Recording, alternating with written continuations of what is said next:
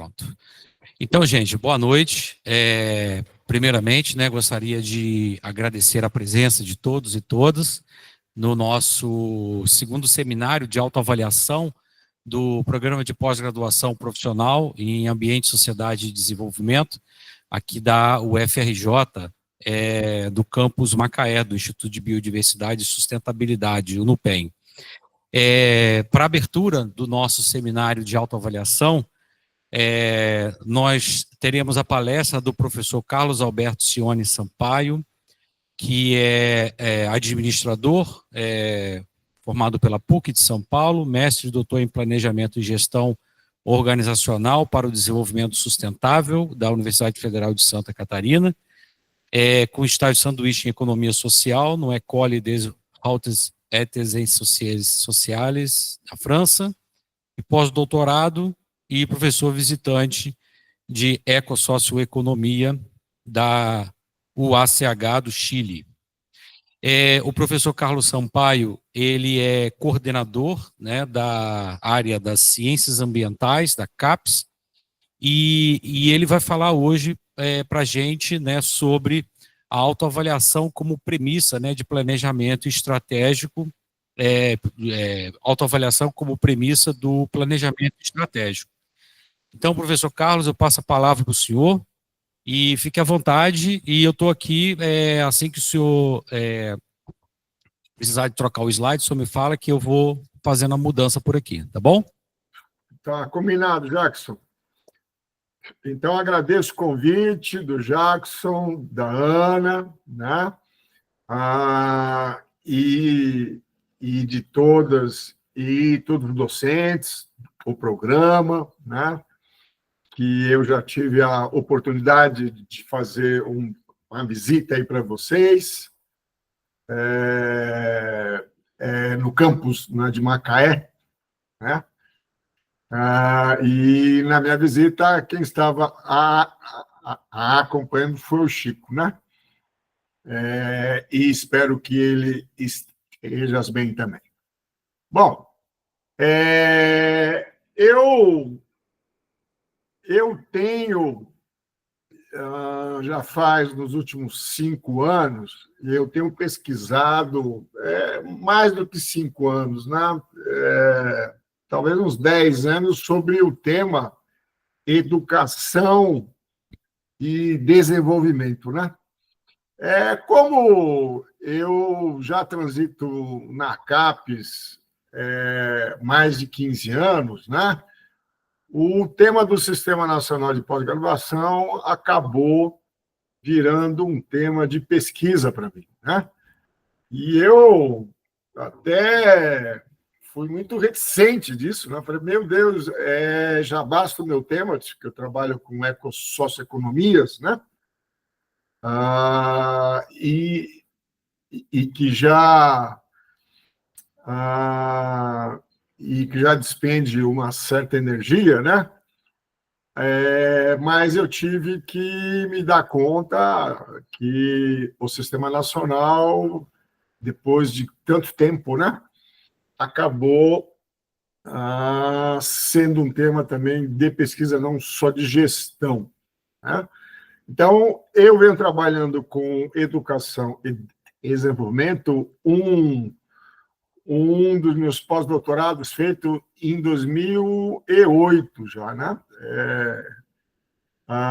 Eu fui conhecer uma experiência paradigmática no campo do cooperativismo, né? A Universidade de Mondragón, que faz parte de um sistema, já de um complexo cooperativo, que se chama Mondragón Corporação, né?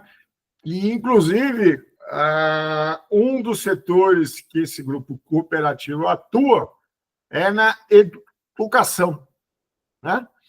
E o meu estágio de professor visitante por lá foi numa universidade operativa, né?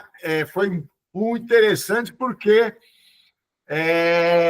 Os cooperados eram professores, discentes e membros comunitários, além dos técnicos, né? Então, uma constituição que, para nós, no Brasil, né, não costuma ser comum na área de educação, né? Bom, mas por quê, né?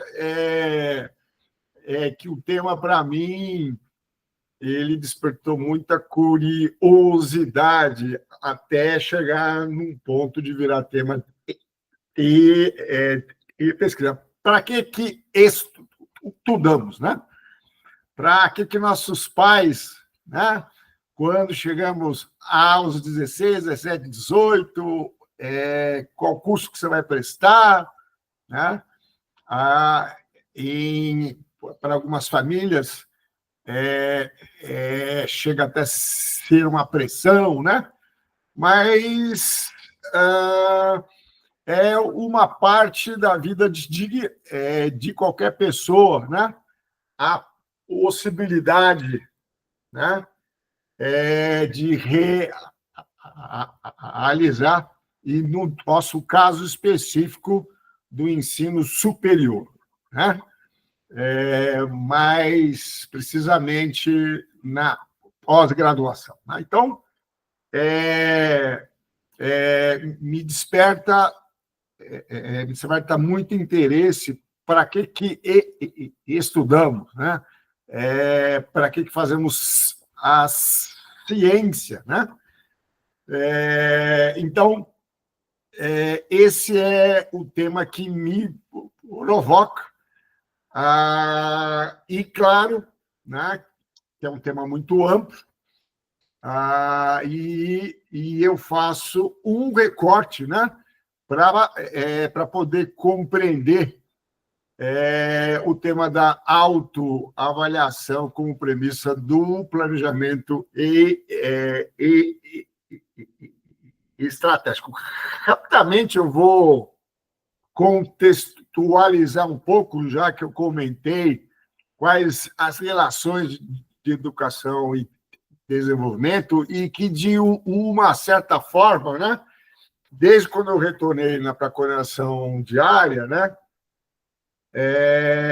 o tema agendas de desenvolvimento tem um certo protagonismo, né?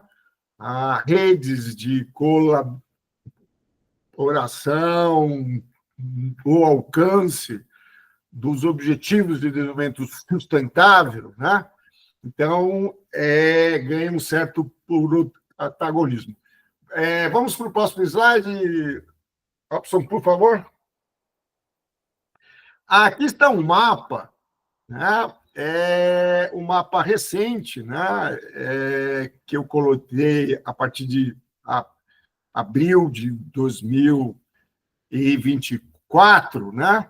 E vocês percebem que a grande maioria dos países acima da linha do Equador tem uma tonalidade de verde mais escura, né? E essa tonalidade mais escura significa um padrão de desenvolvimento, né, tendo como base o índice de desenvolvimento humano, que é um índice formado por um agrupamento de indicadores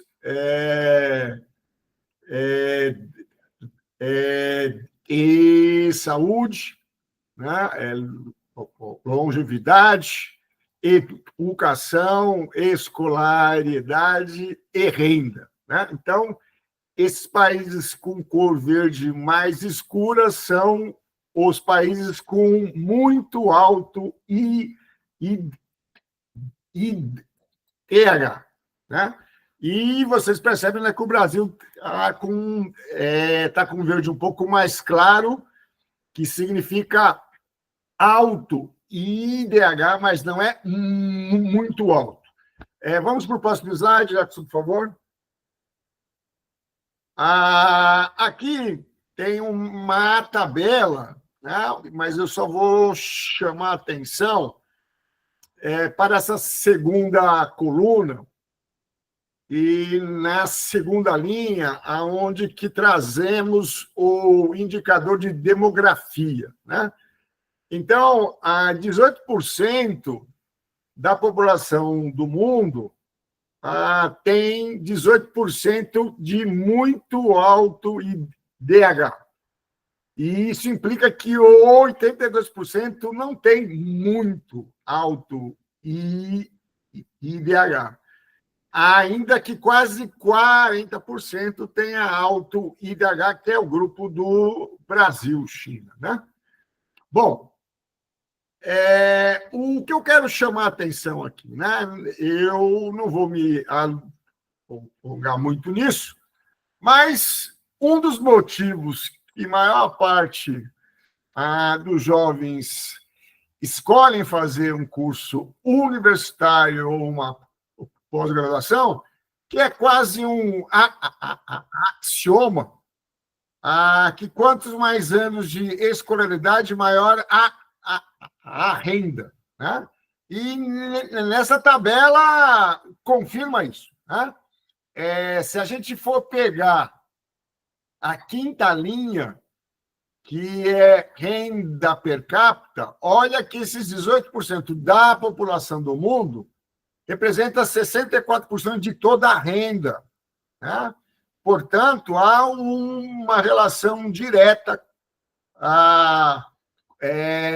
com anos de escolaridade, porque na terceira, já na quarta linha, vocês percebem que esse grupo de muito alto IDH, para o grupo das mulheres, são 12,2 anos, e para o grupo dos homens, 12,3 anos, né? E quando vocês comparam com as outras colunas, tanto na do grupo alto, médio e baixo, vocês percebem que tem uma menor participação à renda, né? Portanto, há uma relação direta escolaridade e renda, né? Mas quando a gente está falando de educação e desenvolvimento não é só renda, né? A gente sabe muito bem disso, sobretudo em um programa de ciências ambientais e conservação, né? Como é o de vocês, né? Então, o que mais intriga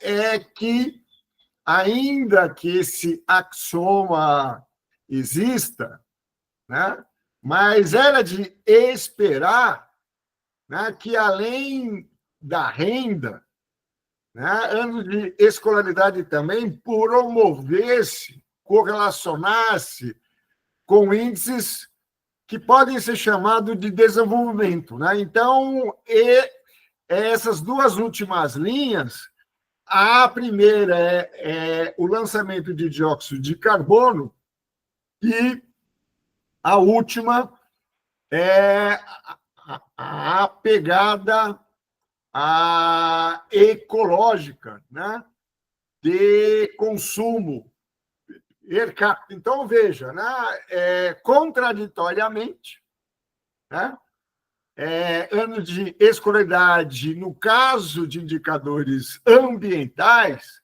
eles contradizem, né? O que há uma correlação com renda, mas há uma correlação inversa com indicadores de sustentabilidade ambiental. Então, a gente percebe que esses 18% da população do mundo, com 12 e poucos anos de escolaridade, que concentram 64% de toda a renda, lançam 56% de todo o dióxido de carbono. Este dióxido ele é a unidade, tá?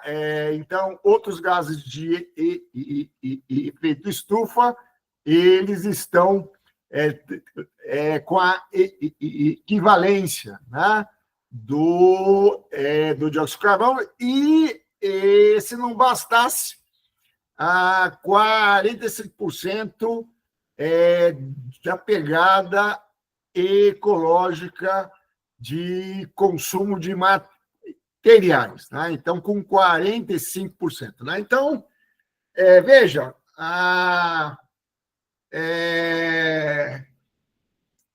a gente esperaria, né, que a educação ela tivesse uma relação com desenvolvimento integrado, sustentável, né? E a gente percebe aqui que ele produz riqueza concentrada, ou seja, indicadores sociais e ambientais, né? Inversos aos indicadores econômicos. Portanto, temos que fazer algo, né? Porque alguma coisa errada está acontecendo. Vamos para o próximo slide, por favor, Jackson. Diante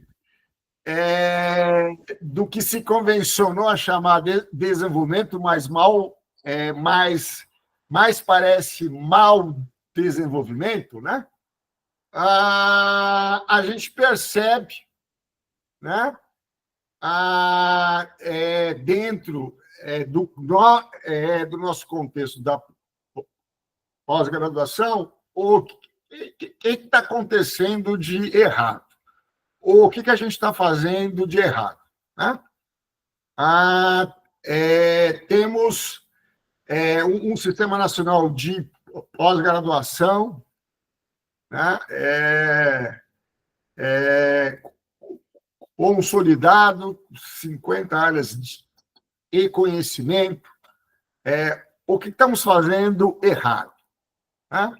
Então, eu gosto muito de usar essa estrutura que eu estou chamando como conciliar mérito científico, educação de qualidade com impacto positivo na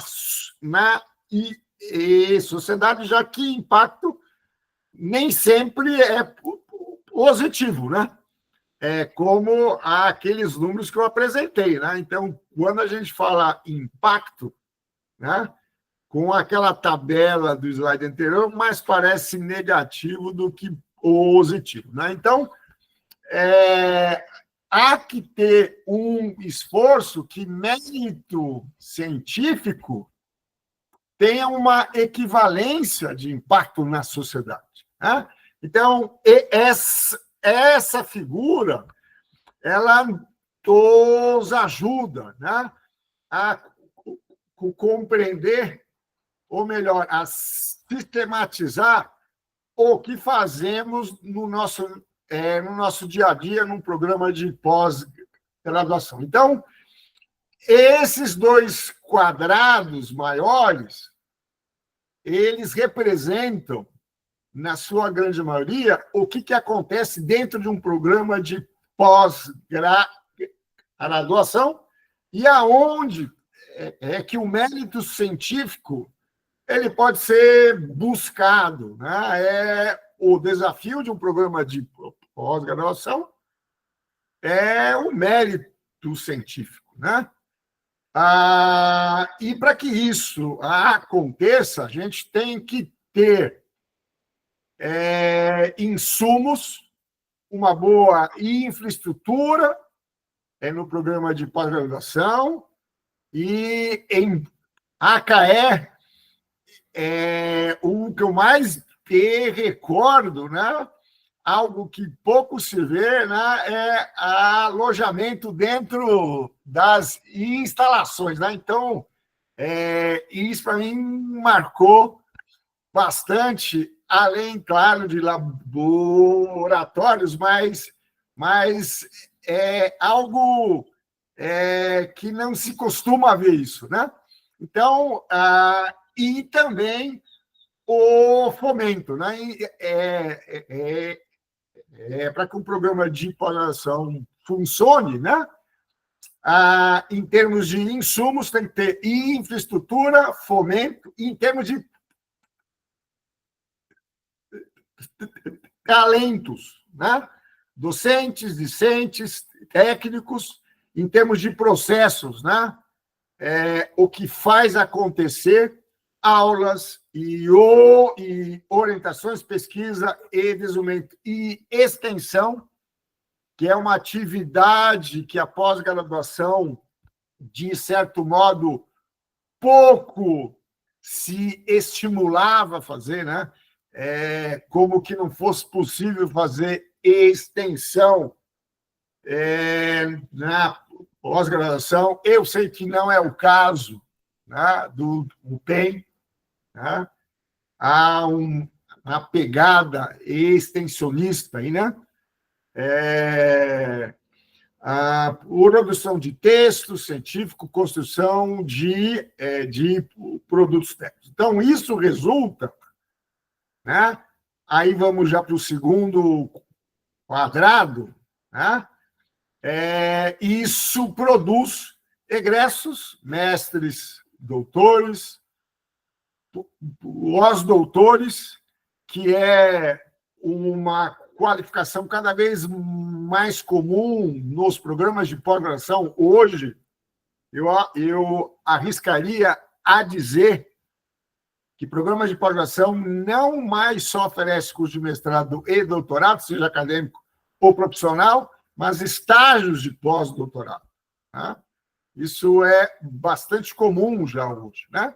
E temos os produtos, que são documentos de conclusão de curso, teses e dissertações, produção bibliográfica, produtos técnicos, tecnológicos, serviços, tá?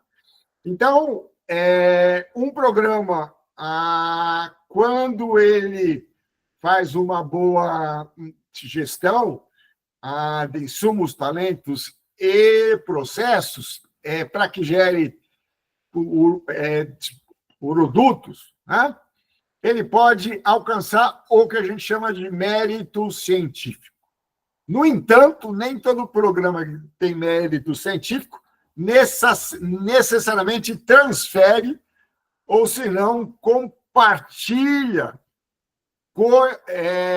conhecimento com a sociedade, que são três grandes atores, né? Lá em cima consta comunidade, que é a sociedade civil organizada, Estado e o mercado, né? Então, quando se transfere ou compartilha conhecimento, há uma possibilidade de gerar benefícios, né? E quando eles são benefícios percebidos, né, e identificados, né, então chamamos de impacto, né? E para simplificar, né, esses impactos deveriam ser na dimensão econômica, social e ambiental, só que naquele quadrinho anterior, ano de escolaridade, está conseguindo chegar na dimensão econômica, mas não chegar no social e no ambiental, né? Diante da má distribuição da riqueza e de indicadores sofríveis de sustentabilidade, a ponto que já vivemos emergência climática, né? Estamos a ponto da ciência confirmar que chegamos numa média de 1,5 graus, né? Por 15 meses consecutivos, né? Um índice que se esperava para 2050, né? E há um risco da gente alcançar, né, 26 anos antes, né?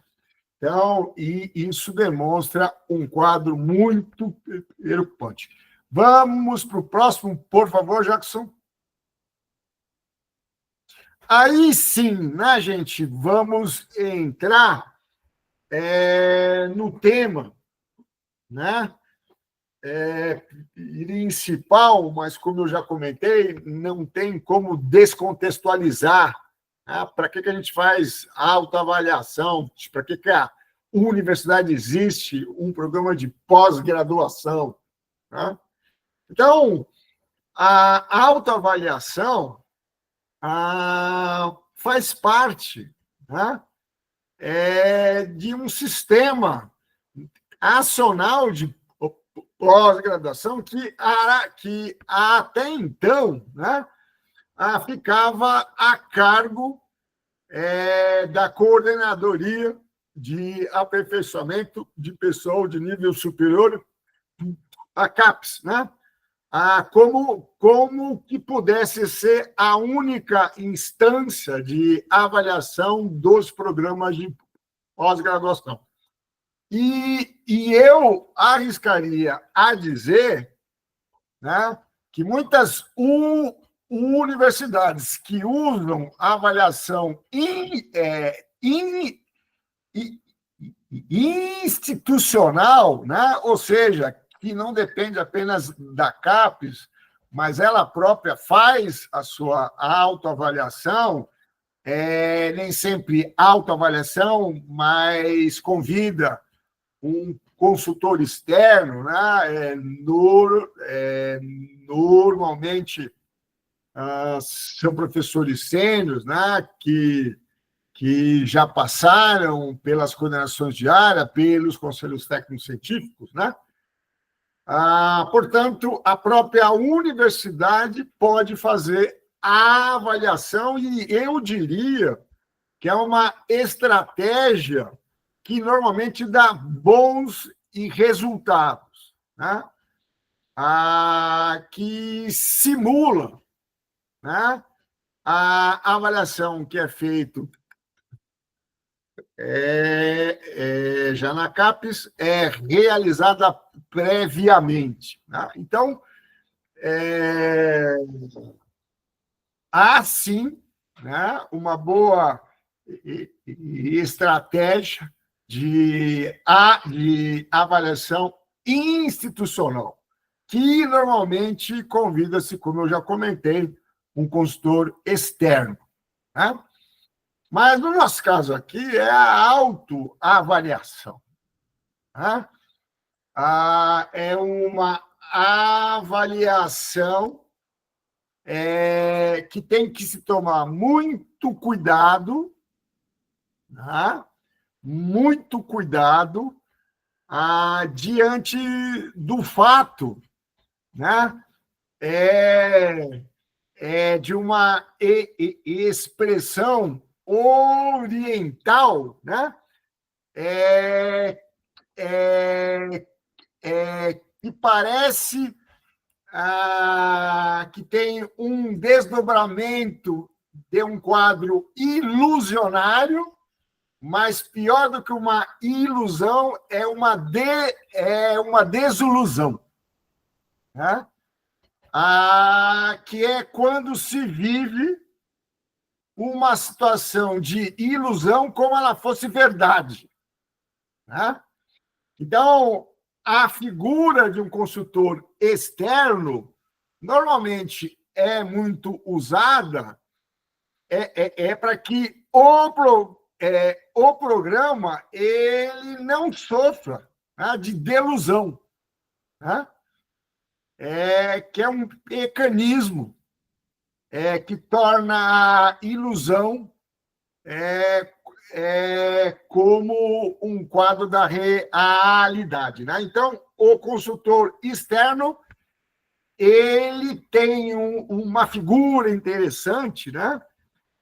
Que é o advogado, né?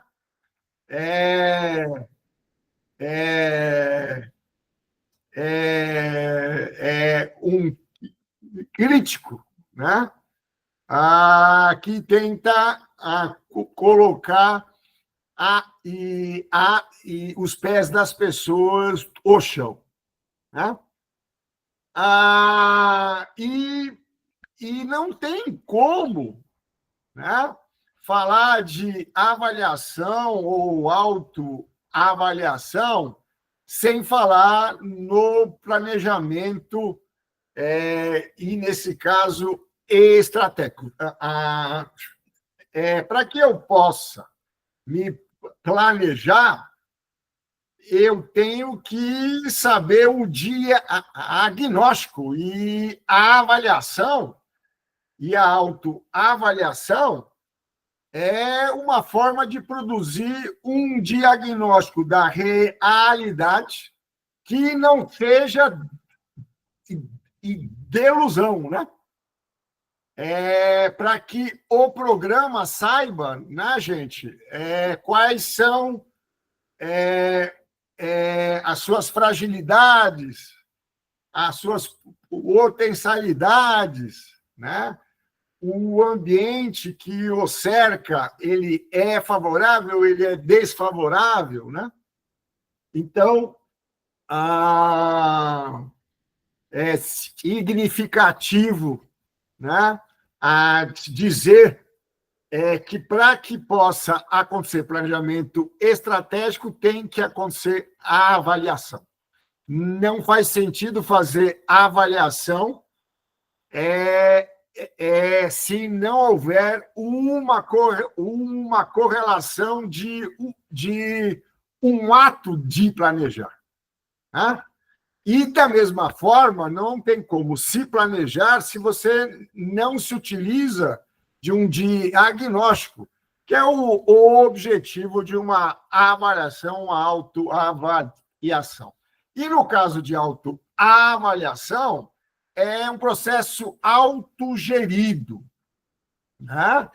E é muito importante que não se confunda que a autoavaliação é avaliação do docente realizada pelo discente. Né? Então, quando a gente acaba uma disciplina ou quando chega perto do quadriênio ou de um período específico, se faz uma avaliação dos discentes para os docentes. E a autoavaliação não é isso. Né? É muito bem-vindo, né? Que o discente também participe desse diagnóstico, porque o programa ele tem maior risco de ter delusão por parte dos docentes do que pelos discentes. Né? É porque os docentes, né, é um corpo organizacional. Né?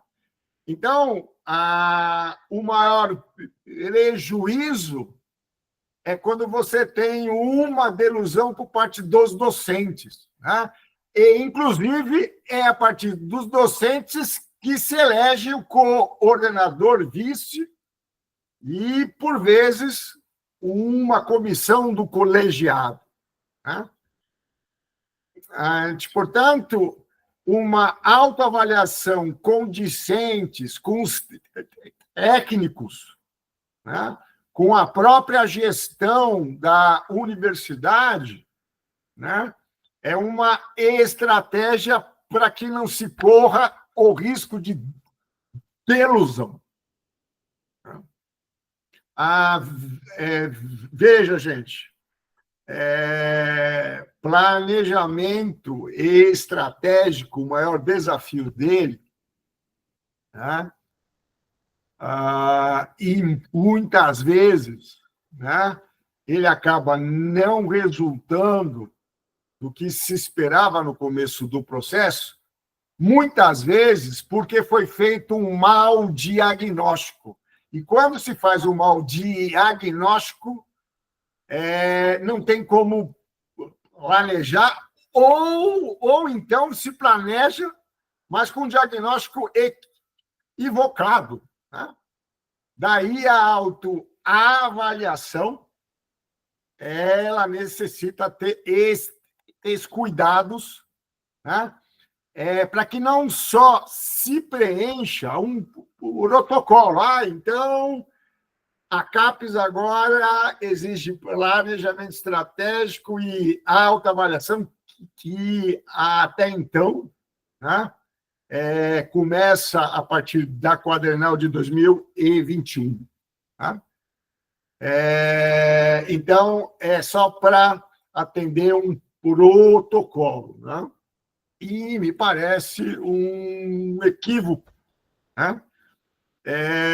E, inclusive, vale a pena aqui fazer um parênteses, que, como está na época já de produzir, né, os dados do Sucupira, não só os dados numéricos, quantitativos, descricionários, mas é o relatório, né, estruturado, que vai fazer sentido esse conjunto de dados que vem sendo alimentado desde o primeiro ano, segundo, terceiro e quarto. Né? Então, veja, né? Um parênteses que eu faço, que quando vocês relatarem o informe final do quadriênio, deveria fazer sentido com o planejamento estratégico, né, que foi informado no quadriênio de 2021. Então, faz todo o sentido para uma avaliação comparar o que o programa disse enquanto planejamento estratégico e o que ele realizou no quadriênio o seguinte. Né? Então, a autoavaliação, ela deveria considerar isso.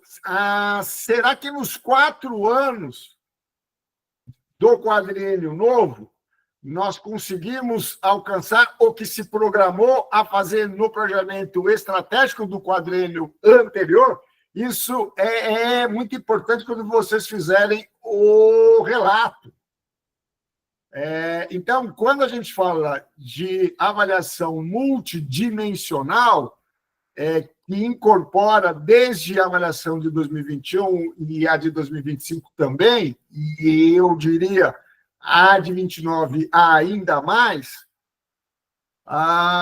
é muito importante que vocês utilizem, né, esse planejamento estratégico que foi referência no quadriênio de 21.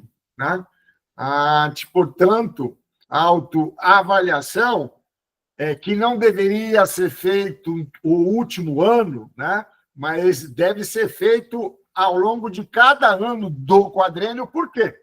É como aplicar uma avaliação numa disciplina. Né? É uma disciplina de um semestre, né?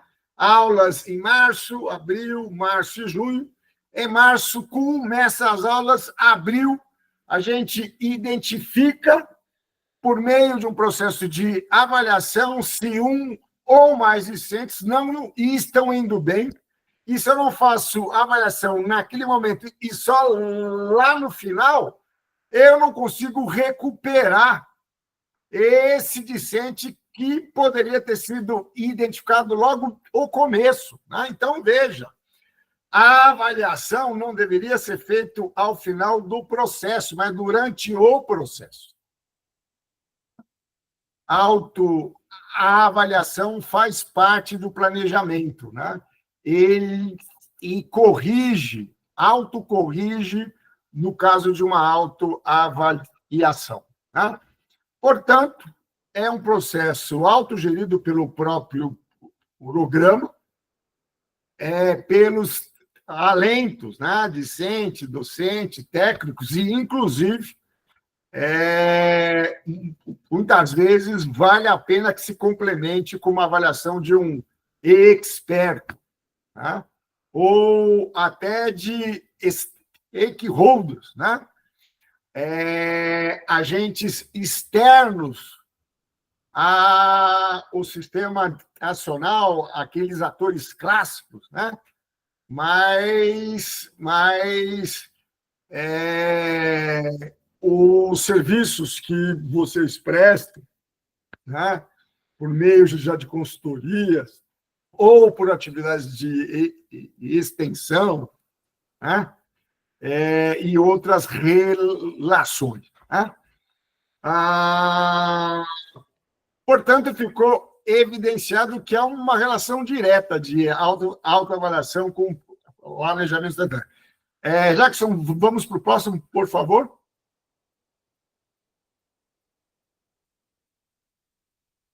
Bom, aqui eu já expliquei, né,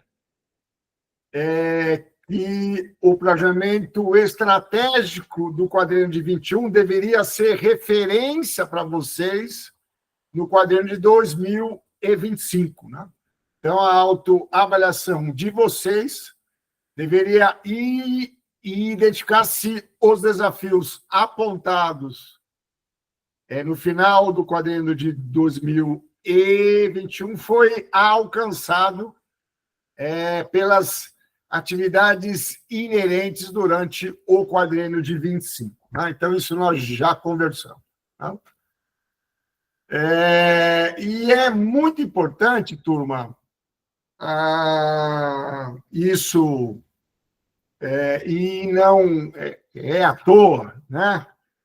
Que a maioria das pró-reitorias de pós-graduação, né? Elas são também de pesquisa. Né? Por que na grande maioria das universidades nós temos pró-reitorias de pós-graduação junto com pesquisa? Depois vocês me digam se a UFRJ é uma pós-graduação juntas com essas duas atividades ou não, mas a grande maioria são juntas. Por quê? É porque na pós-graduação é onde se faz mais pesquisa. Né? No último levantamento feito, 95% de toda a pesquisa realizada no Brasil é feita por universidades públicas e por programas de pós-graduação. Né? Então, faz todo sentido as pró-reitorias de pós-graduação serem de pesquisa também, porque é na pós-graduação que se faz pesquisa. Ô, Carlos. Sim. Posso pedir só um minuto para eu dar uma configuração aqui na apresentação? Claro, pode ser. Vocês estão escutando bem? Sim, estamos ouvindo muito bem. E a nossa pós-graduação, aqui a nossa PR2, né, que a gente chama, né, Pró-Reitoria de Pós-Graduação e Pesquisa, né? E também junta, né? Junto, Perfeito. Olha, a única universidade que eu conheça que é separado, apesar que eu não conheço todas, né? A USP, né? A USP tem pró-reitoria de pesquisa e pró-reitoria de pós-graduação. 2 pró-reitores. Né? A USP? A USP é assim. Tá. A USP é assim. Pronto, consegui aqui concluir a... Tá bom. Tá bom, Jacques. Então, perfeito. Estava nesse, né? Esse aí, tá bom?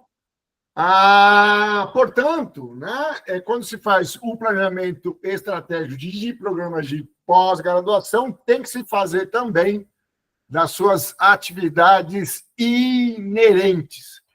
E há também pró-reitorias que a atividade de extensão está junto. Não é o caso das federais. Né? Se ainda as atividades de pesquisa são juntos com a pós-graduação, mas normalmente tem extensão, porque há uma tradição, né? Como que fossem atividades, né? e eu até me permitiria, né? Como eu já mencionei aqui, né? Como que não se fizesse extensão em programas de pós-graduação. Pesquisa ok, né? Ensino ok, claro, né? Mas a extensão. E a extensão hoje é uma realidade na pós-graduação. Já temos fomento de editais para isso, né?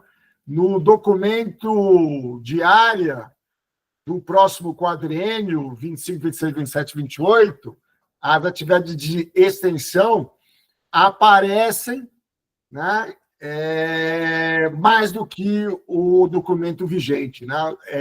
Ou seja, é a atividade que finalmente a pós-graduação está incorporando, né? Portanto,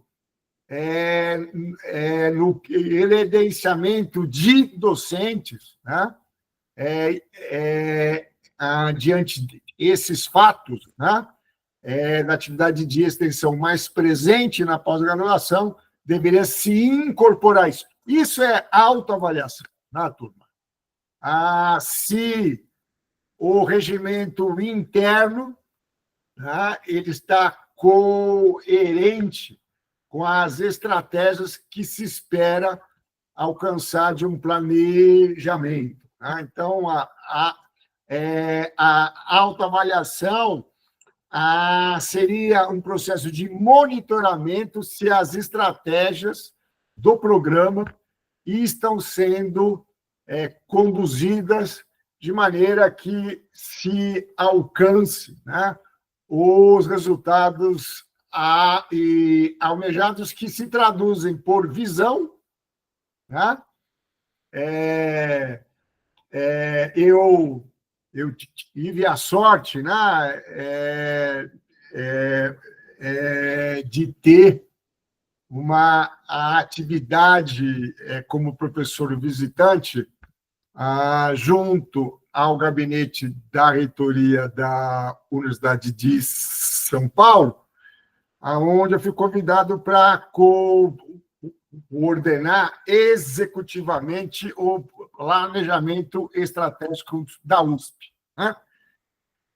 E que, incrível que pareça, não tinha nenhum documento formal institucional passado pelo Conselho Universitário. E a USP fez agora 90 anos, hein?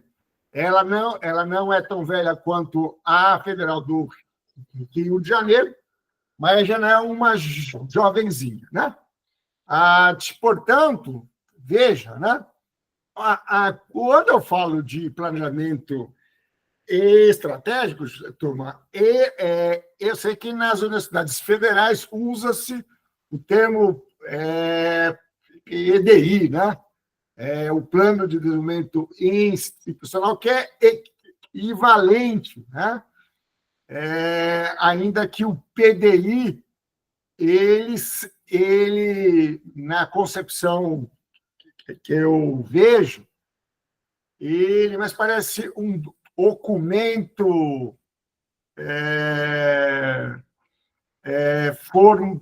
formalizado a ponto, né, de ter uma preocupação com o planejamento de toda a instituição do que com o planejamento estratégico da instituição, né?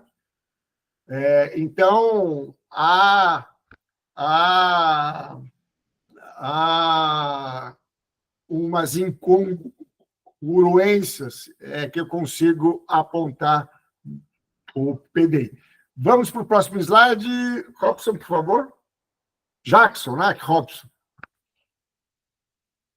Bom, então, turma, eu já tinha colocado nisso que naquele quadro organizacional dos programas, né, temos docentes, discentes, egresso. Gente, egresso é um termo que eu não gosto, né? Egresso vem do verbo egressar, sair, já não faz parte, né? Eu acho o nome muito antipático, né? como a gente se refere, às vezes, né,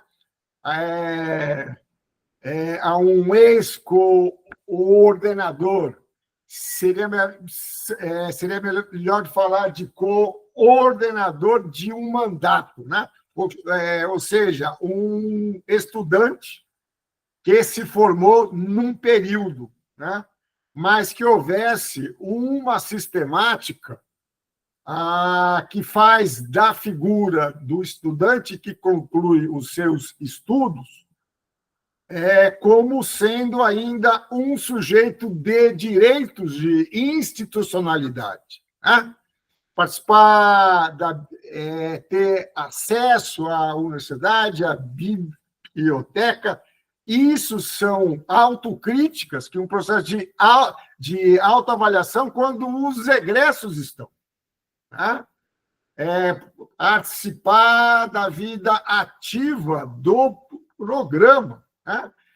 Um sujeito que ainda que esteja fora do sistema, mas tem casos, quando se faz mestrado e doutorado, passou 6 anos, e quando não, foi pós-doc também, né? Então, um sujeito muito importante que participe do processo de autoavaliação e até para que se escape daquele quadro que eu chamo de delusão. Tá? A viver uma ilusão comunitária. Tá?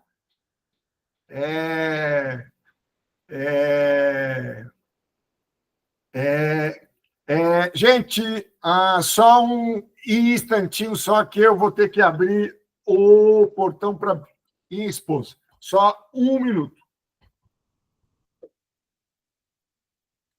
Já vou?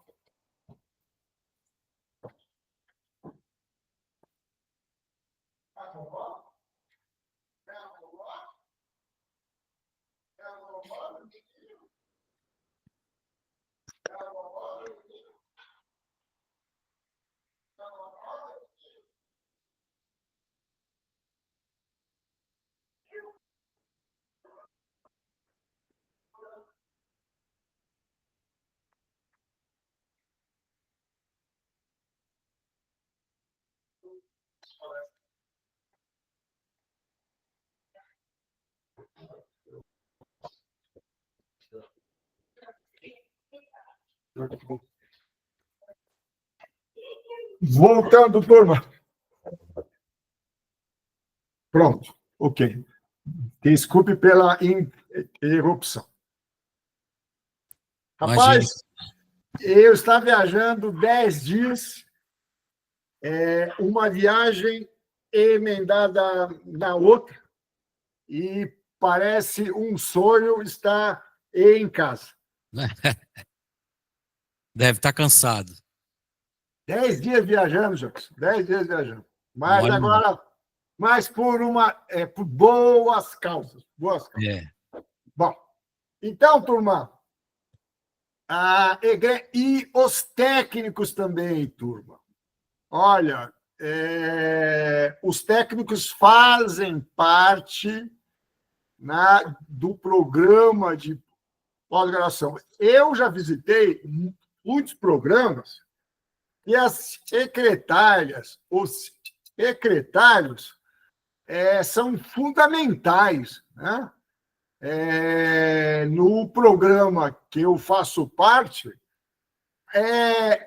a secretária, ainda que tem um coordenador do programa, vice, mas é uma coordenadora executiva.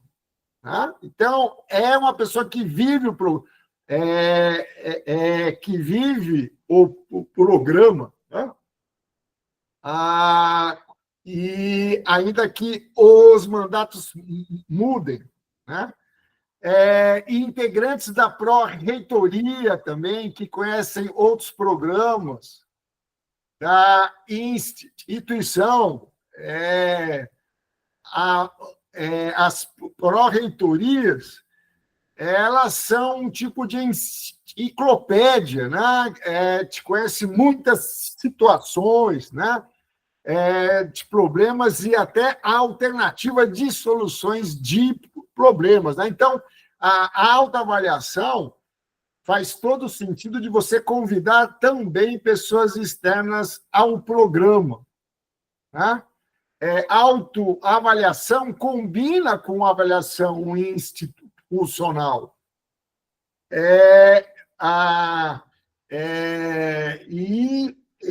Da mesma forma, o Sistema Nacional de Pós-Graduação da CAPES, que ele é eminentemente comparativo, né?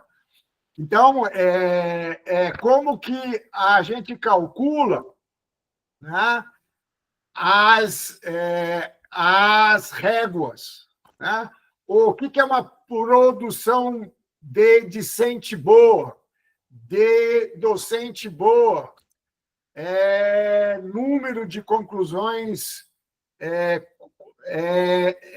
número de teses concluídas ou em andamento, e as réguas são montadas a partir das comparações dos programas, né?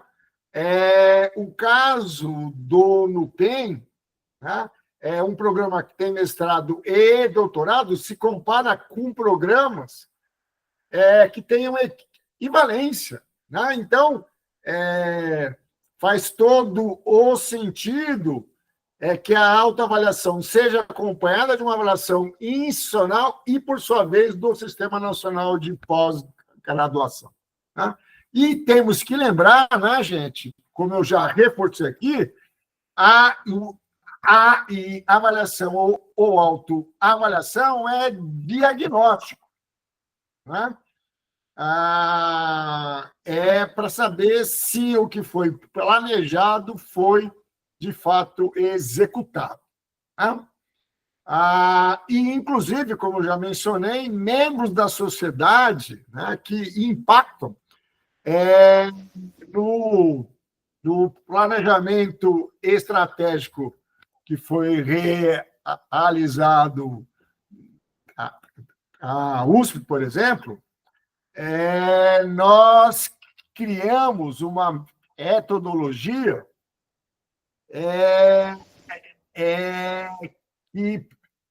que entrevistava stakeholders. O Rio tem a FAPERJ, né? E em São Paulo tem a FAPESP. Então, a FAPESP foi entrevistada, como também outros órgãos, né? Como a USP é uma universidade estadual, também fizemos entrevista com a Assembleia Legislativa, né? Então, no caso da USP, tivemos uma preocupação que o diagnóstico fosse feito também por stakeholders, né? Podemos ir para o próximo, Jackson. Não é uma apresentação longa, não, tá, turma? Então, logo termino e fico à disposição aí, né, para dialogarmos, tá bom? Portanto, eu já mencionei isso, a autoavaliação é um monitoramento, né, gente? E tem que ser feito ao longo do processo, né?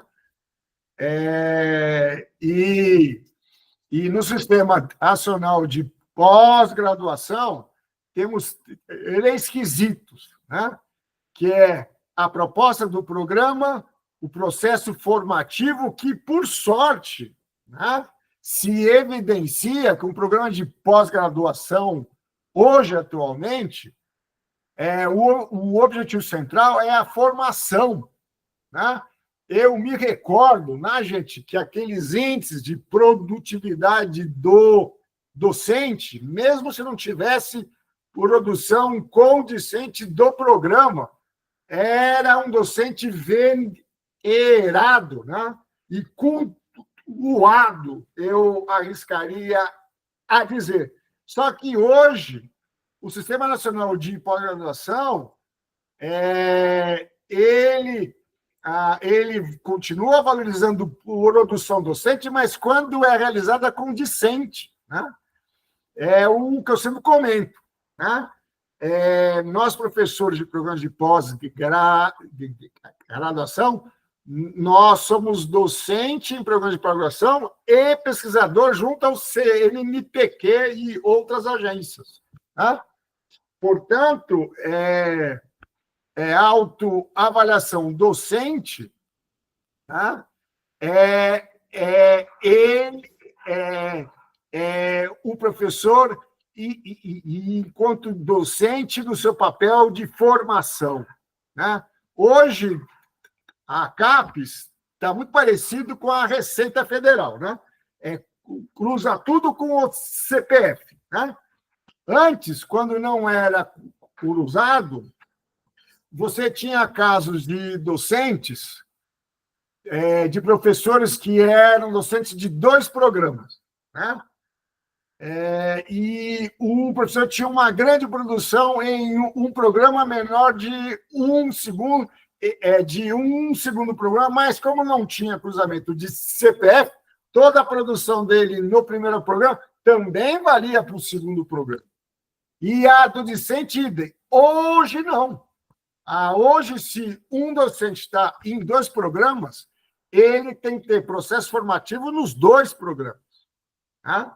Então, hoje, a autoavaliação deve prever esse tipo de situação. Se um docente está em 2 programas, precisa monitorar se a produção dele é condizente. Tá? E isso, quando é realizada condizente, egresso, né, turma? Então, quando eu falo egresso, eu estou me referindo de discente que concluiu o curso, até por 5 anos, tudo que ele faz vale para o programa. Então, num processo de autoavaliação, a importância de ter o egresso junto ao programa, né? Para que ele possa informar as atividades pós-conclusão. Vamos para o próximo slide, por favor, Jackson. Portanto, não há uma receita de bolo, né, para autoavaliação. Ela tem que ser construída, né? E de maneira participativa. Pode-se criar uma comissão, ou pode ser uma pauta, um item de pauta constante em todas as reuniões do colegiado. Tá? Mas, se for do colegiado, nesse período tem que ter a participação de outros sujeitos, como eu já me referi agora. Né? Então, ela pode ser feita das mais diversas formas. Tá? Hoje, eu estou supervisionando um pós-doc e ele foi diretor administrativo de uma universidade confessional já por muitos anos, e ele está mexendo hoje com tecnologia, né? Então, ele está desenvolvendo um sistema de avaliação de estudantes por meio de percepções. Né? Então, como esses algoritmos dessas grandes plataformas, né? Que monitora os usuários pelas atividades, esse sistema ele monitora pelo comportamento captado, né, por câmeras, sensores. Né? É uma loucura, né, turma? O avanço tecnológico.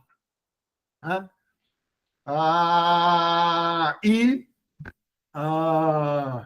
e a importância, né, de você ter esses sujeitos externos, como eu já comentei,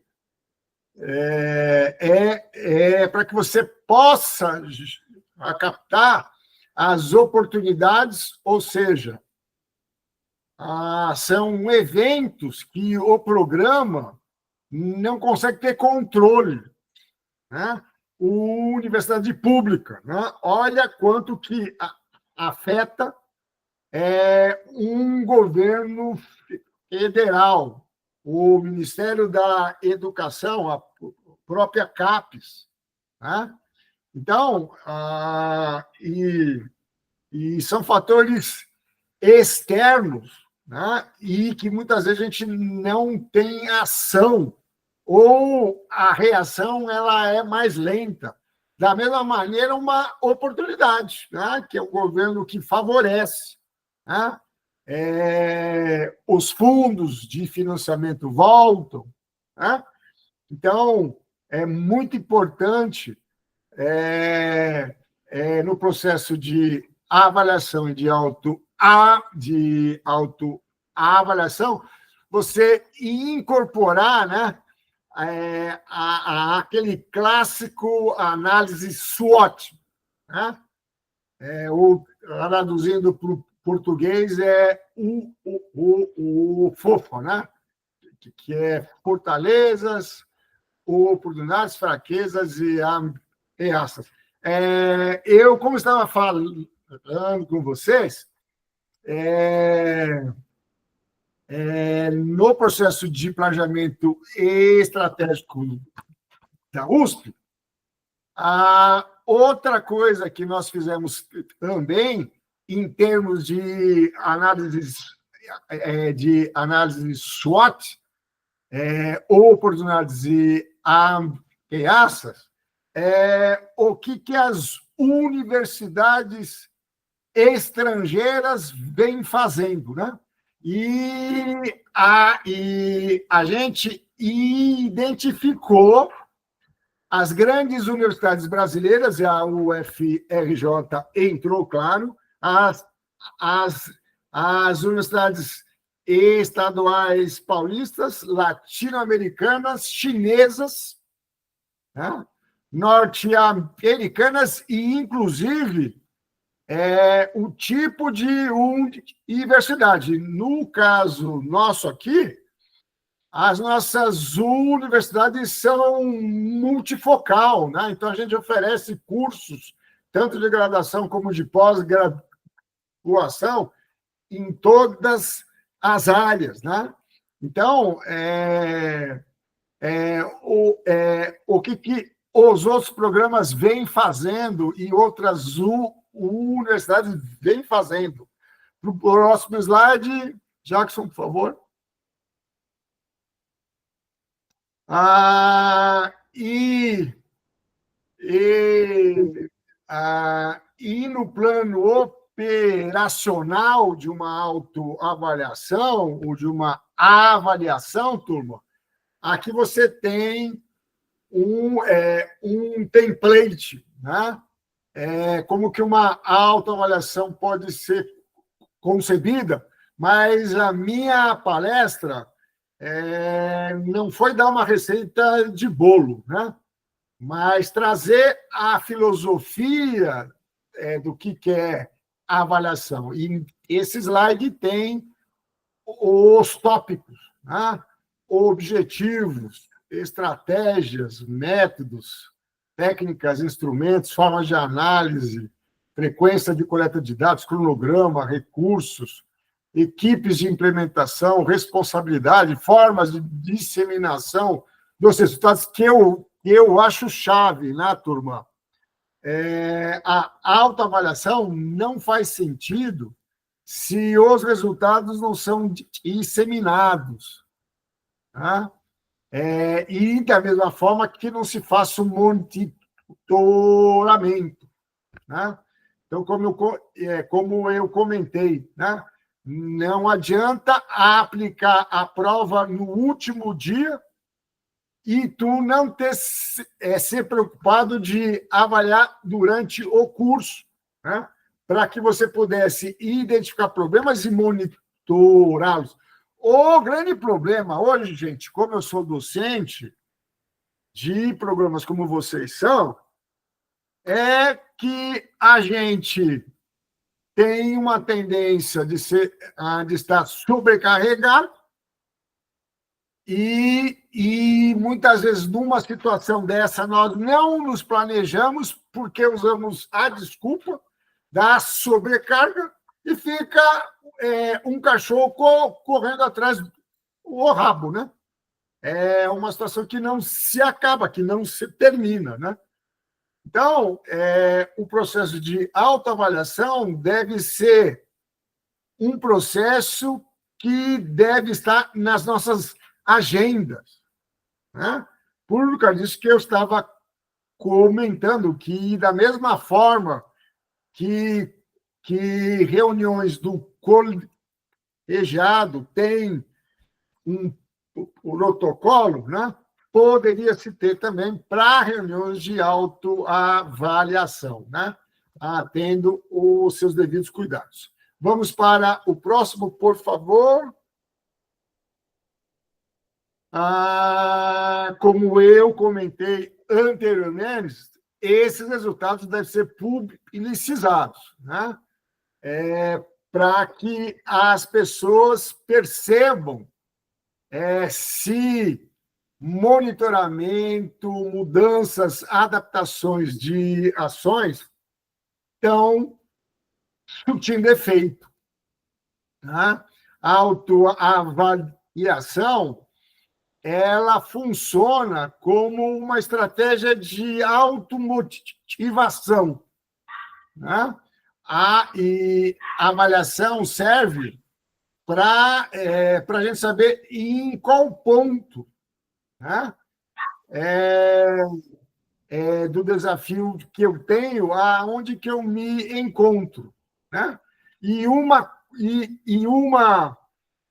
cuidado que vocês precisam ter, né, gente,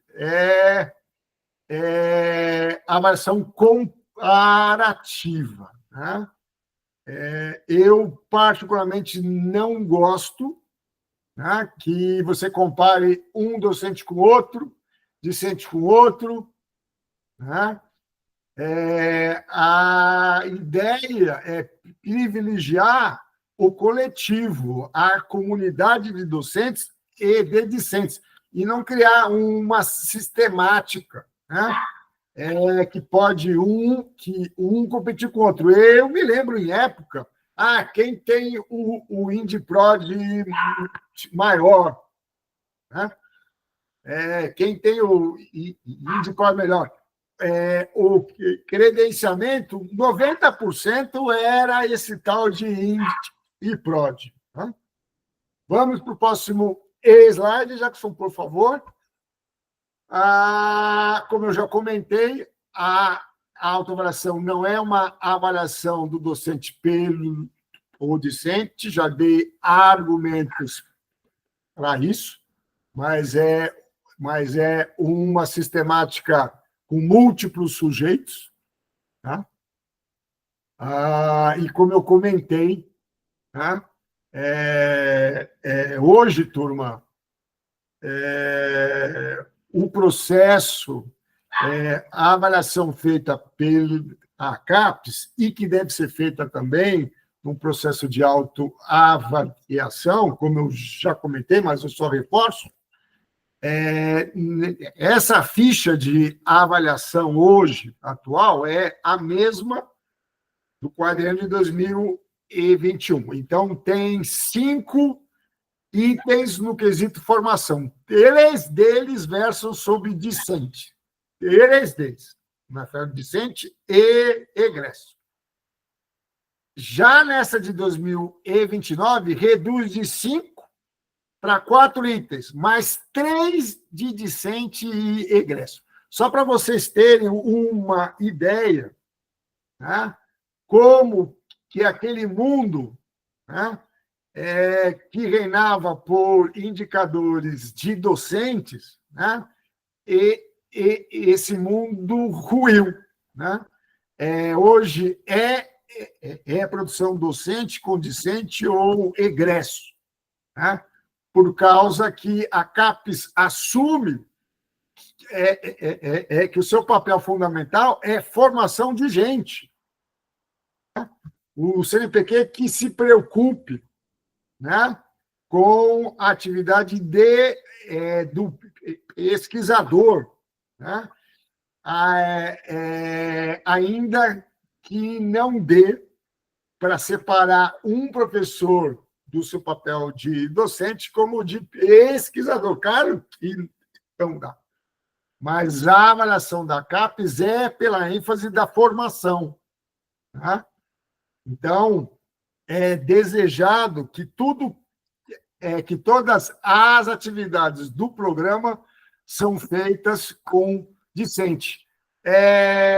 E um bom exemplo disso é essa monitoria de discentes, até em sala de aula juntos. Né? Então, o regimento interno pode estimular essa parceria, ou melhor, as atividades conjuntas, tutoradas. Né? Podemos ir para o próximo, que está quase acabando, se não acabou. Tem mais um aí.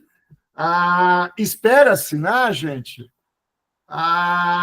que